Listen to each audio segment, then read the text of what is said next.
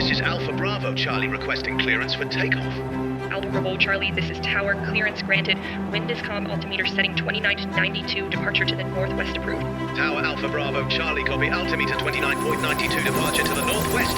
Ready for takeoff.